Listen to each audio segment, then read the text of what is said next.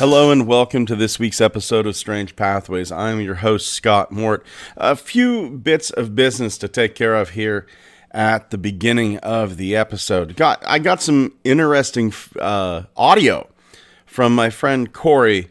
I'm going to kind of listen to it a few more times, Corey. And then we'll talk a little bit about that on the next show. Secondly, I had to do a whole bunch of new research. This is one of the things I absolutely hate about Reddit.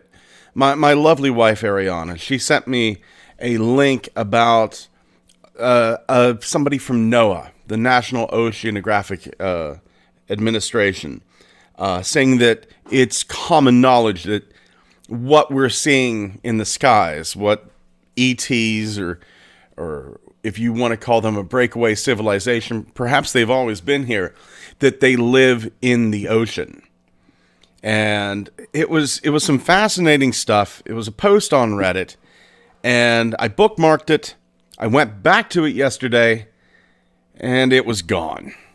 And it was frustrating. I hate that things aren't as permanent as they should be on that website. It was really, really frustrating. And third and finally, I actually had a lot of people contact me and go, "We missed the music between the stories." It was such a little thing I was doing, and last week, I admit it, I was in a bit of a hurry to get this done. But it was such this little thing that I honestly, I didn't think was really working.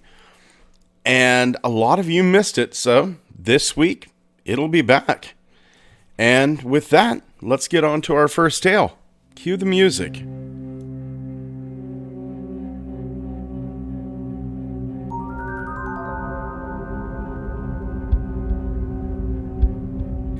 Our first tale takes us back to the year 2012, Dallas, Texas. Philip Roiz, he's gotten this packaged salad from his supermarket.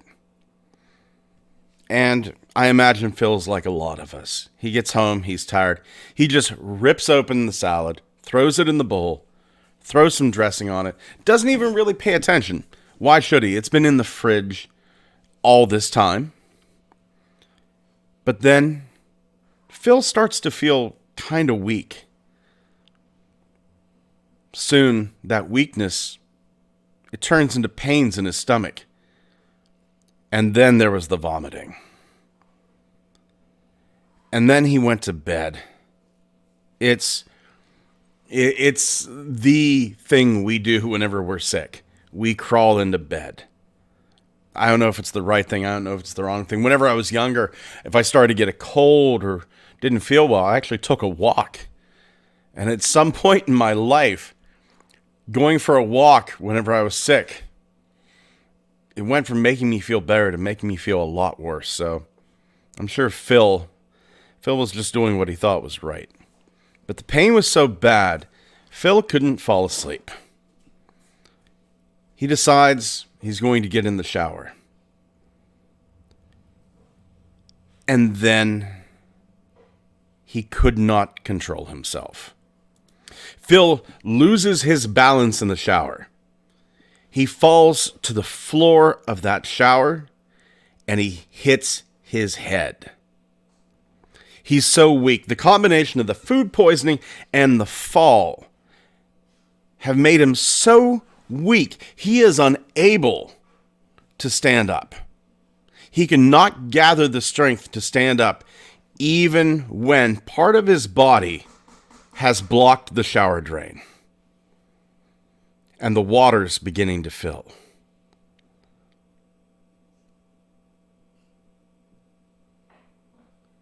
He's pushing himself up.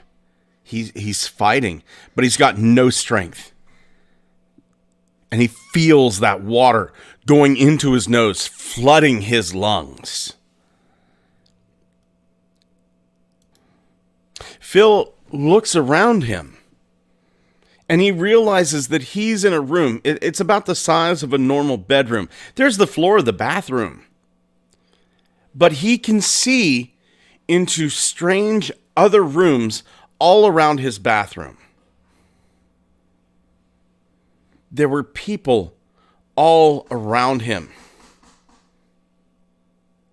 To Phil's right, there's a man lying on the floor, on all fours, groaning. He hears a woman moaning nearby. And for some reason, Phil can tell what she's thinking. This woman is so sad because she's dying. And she has small children that she doesn't want to leave behind. Phil realizes he has died. Or maybe not.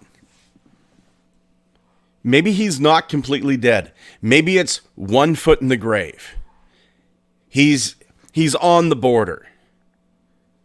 He's as much in the next world as he is in this one. Is it a waiting room? Is it a transitionary place? Is it simply a line to get into the next life? He doesn't know. We don't know. It's at this point that 2 humanoid beings appear in front of him. All Phil can remember is that they looked like men. He can't remember their faces. He can't remember if they had long hair, if they had beards. He just knows that they're humanoid, but not quite human. The one on Phil's right side looks to the one on the left and says, "What is he doing here? He doesn't belong here. Send him back to the shower." And immediately, Phil leaves this waiting room, goes back through a tunnel of light, not white light, colored lights. And he wakes up in the shower, but he's not in his body yet. He's not feeling any pain. He's floating above himself, looking down at his body, and he realizes that only a small part of his head is sticking out of the water. It looks so strange that Phil doesn't even immediately realize he's looking at himself. A few moments, Phil snaps back into his body, and he has just enough strength to rise up from the water.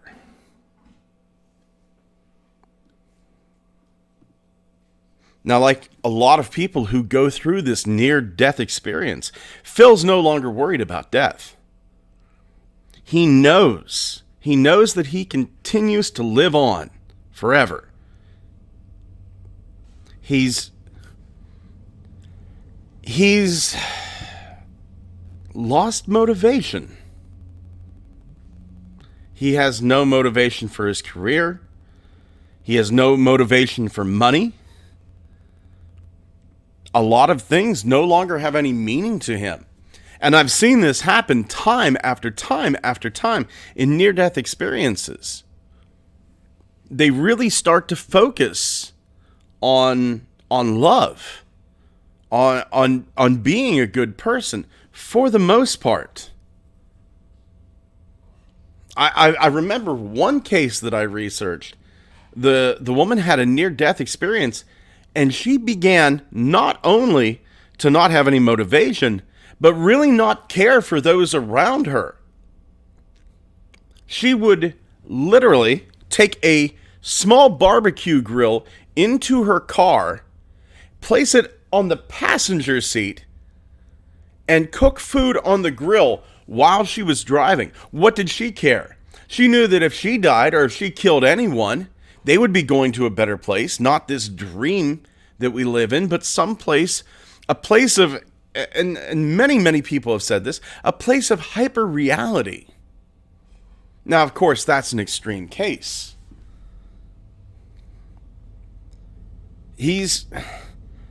Phil, like a lot of others, has no desire for really, really nice material goods. Phil himself says he's more spiritual, not religious, like organized religion, but much more spiritual than before. And he says, even though I didn't see the Lord or God during my near-death experience, he knows that they exist. He just didn't have enough time.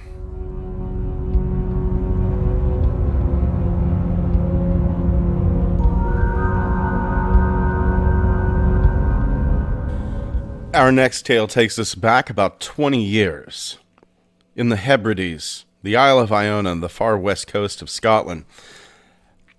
The teller of this story, an individual named Jadams, they never really thought too much about the supernatural. But for some reason, maybe it was going to the Hebrides, for a couple of days before their trip, all they could think about was the Fae. And they decide that on this trip, they're really going to try to make a connection with them. Now, Jadams is traveling solo. They travel through several islands off the west coast of Scotland. And Jadams is going to every fairy hill they can find. They leave little items like a piece of Harris tweed cloth, some flowers, a little bit of food. And as their trip slowly comes to an end, that hope of contacting the Fae, even though it may have been silly to begin with, that hope kind of dwindles with each passing day. Now, the day before Jadams leaves to go back to the United States, they're sitting on a little bench behind a fairy hill on that tiny little island, Iona. They're looking out. They're on a little beach. They're looking out to the sea. And then it starts pouring rain. Jadams, though, they feel like this is their last chance to contact the Fae. So they sit there right on the bench, right through the rain, refusing to leave. They sit there for about 10 minutes, and they are absolutely drenched. The rain, it lightens up just a little bit. And Jadams is watching the seagulls walk on the beach. And Jadams gets this odd thought in their head. What if those birds aren't birds? And then the next thing Jadams realizes is that they feel themselves being yanked. They're pulled backwards, but their body is still on the bench. They find themselves about 50 yards back down the path. And they see it. Two apple-faced doll beings. Very old, very wrinkly. They get the feeling that this is a man and a wife. And they're only about a foot tall. Dressed in country folk clothing. Dark browns, greens, gnome clothing. Jadams feels incredible love for these two beings. The kind of love that you would feel for a grandparent, that unconditional respect and adoration. Love. These two beings walked Jadams up to the fairy mound they had been sitting behind. And this fairy mound has, and Jadams admits this is cliche, a big wooden door. Just like the door you'd see on the front of a hobbit hole. The door opens Jadams peers down, and they see a huge ballroom with 1,000,000 golden fairy lights. Everything has this golden, warm hue to it. Jadam said it reminded them of a fairy ball. Jadams finds themselves amongst them, and they seem to have lost their height. Jadams feels the same size as them, and just everything is just golden. There are waiters walking around, platters in hand, and they're golden. They're glowing, taking food and goblets from the trays. Jadams is stunned. Lots of little golden beings. They're dancing to music from the Middle Ages and pirouetting. Some are flying. Some are musicians. A waiter comes by with a very large golden platter. And Jadams, inside their head, hears a voice, very loud, very clear. Do not eat or drink of this. Those words snap Jadams out of their stupor. Stops them dead in their tracks. And the next thing they know, they're back in their body on the bench. Didn't see the gnome couple after they opened the door. Don't remember how they get back. They're just sitting there on the bench. It's getting dark. But Jadams is absolutely elated. Jadams takes their coat off. It's right before Halloween. It's chilly. And they were thinking about what had just happened. And then they feel something like wings, the size of an open hand, flutter out the top of the jacket and across their cheek.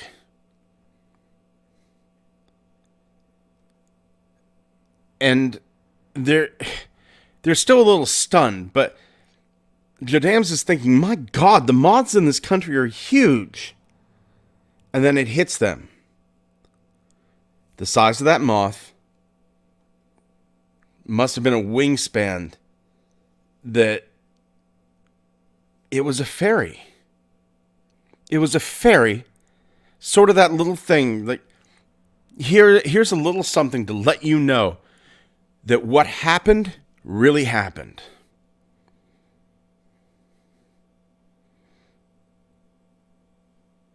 Jadams drops to their knees.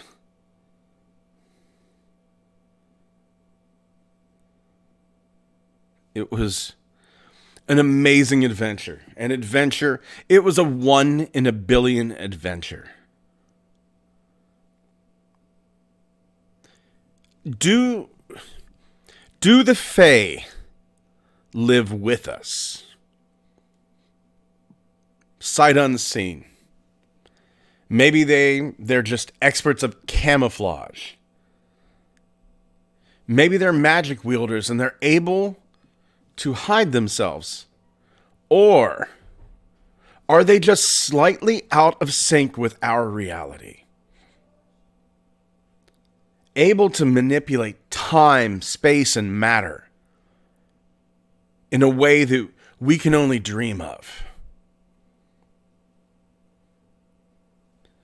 Incredible, magical beings from just 5 seconds in the future or 5 seconds in the past, just slightly off from us. Just enough that we can meet, but seldom do.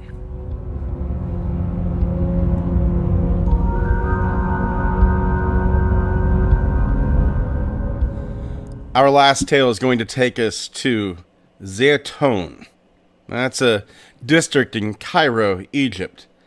Now, this is going to start April 2nd, 1968. There are these two Muslim bus mechanics, and they're looking at the roof of St. Mary's Coptic Church, and they see what they think to be a nun. And they're looking at this nun. She's out on the roof. And they go, this woman's going to jump and kill herself. This is a woman who's about to commit suicide. One of them calls for the police. The other one yells, "Don't jump!" And this pulls in a crowd. The police, they try to get the crowd to disperse, and they say, "No, this isn't a woman. This is just a reflection of the light from one of the street lamps." And then one of the church custodians said, "No, I think that's the Virgin Mary." The crowd goes nuts. And then a few minutes later, the woman disappears. A week later, April 9th, it happens again. Only a few minutes. But after that time, the apparitions are more frequent. Sometimes the Virgin Mary is seen on the roof of this church 2 or 3 times a week. And this goes on for years, until 1971. It begs the question, was she always appearing up there? And it just, people started to look up.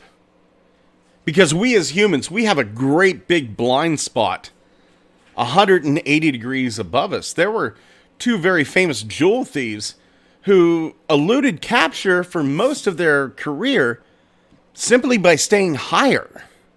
They would run across the rooftops. Nobody looks up. The reason I'm doing this story is there was a post on Reddit. And yes, I know I complained about Reddit earlier. It's a good and bad. You have to take the good with the bad. The bad is sometimes stories disappear, and it's a rough place to go. But the good is sometimes you find some real gems. And it's like that in every walk of life. Everything you do, there is something there that there's good and bad. In my, I hesitate to use this term, but in my real life, I'm a drumming instructor.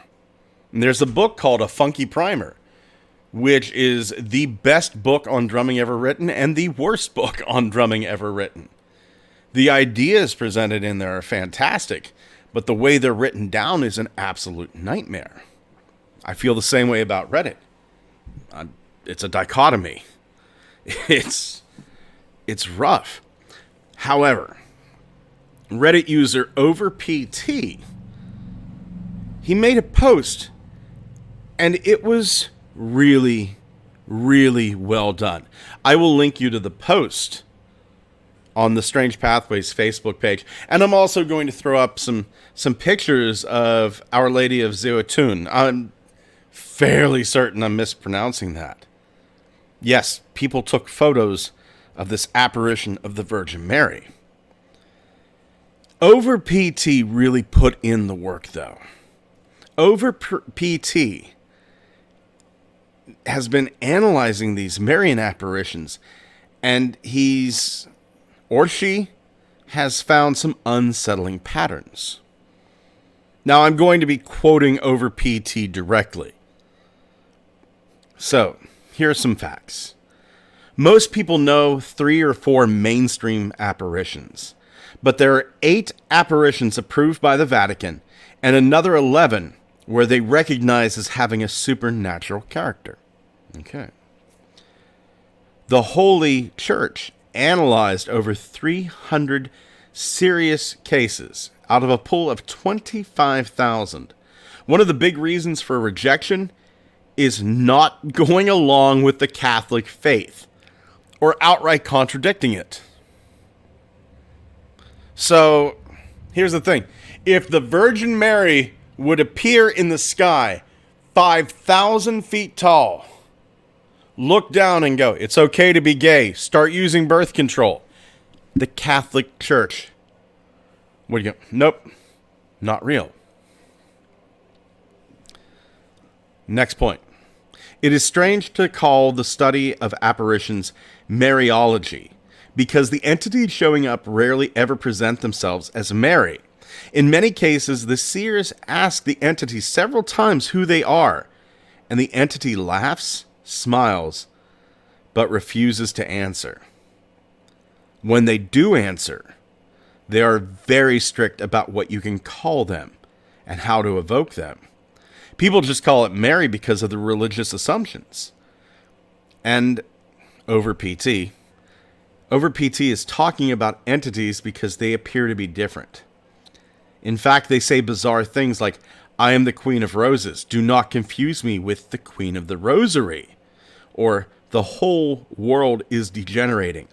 And because of this, the sun is sending the Lady of all nations, who once was Mary." Fourth point. A vision of Mary happened while the actual Mary was still alive. Point 5.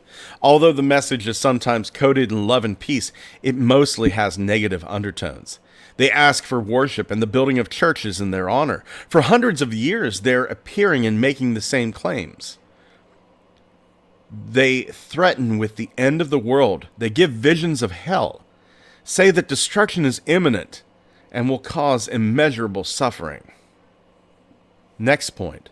Some of them say they are an emissary of Jesus, and that the only path to salvation is through them, that to get to Jesus, you have to pray the rosary and think of them. Next point. They openly ask for sacrifice and acts of reparation. They get children to fast and do self-flagellation, whipping themselves, hitting themselves with sticks and whips, what have you. Next point. A lot of the requests have common points with occult rituals. The ladies ask for certain symbols to be carried and for certain prayers to be repeated. Next point. They seem to know about future events. I will say this. No one said this better. No one said this better than the writers of the Mothman Prophecies movie. A cockroach on the side of a wall may be able to see a car accident happen 2 miles down the road that you'll never know about. It doesn't make that cockroach smarter than you. It just means it has a different perspective. Next point. It has characteristics similar to the hitchhiker effect, in the sense that it follows people who are subjected to the first apparition. More often than not, they happen to specific people, often children, in a group and in a series of events. And the final point. It intercepts with folklore and mythology. Seeing a strange lady dressed in white who speaks the regional language has been reported all through history. In some cases, she is even seen crying or weeping. Now, dear listeners, this is where you come in. I want you to comment on this. Now, you can go over to the YouTube channel. Feel free to comment there. If you'd rather not make your comment public, please hit me up, strangepathwaysmail@gmail.com. I'd love to hear your theories about this. Thank you once again for joining us here on Strange Pathways. Please head over to our Twitter, Pathways Strange, our TikTok and Instagram, Strange Pathways Podcast. Head over to our Facebook. We're going to have a few images up dealing with the tales we had here today. And please, once again, email us, strangepathwaysmail@gmail.com. Be sure to head over to YouTube, like, comment, subscribe. Tell your friends about this. Let's get the word out. Don't be afraid whenever you hear somebody saying, "Hey, you know what? I heard this and this and this." Oh yeah, be sure to mention us on some forums. I heard Strange Pathways talk about that. Link the show. Get the word out there. Once again, thank you so much for joining me. Take care of yourselves and each other.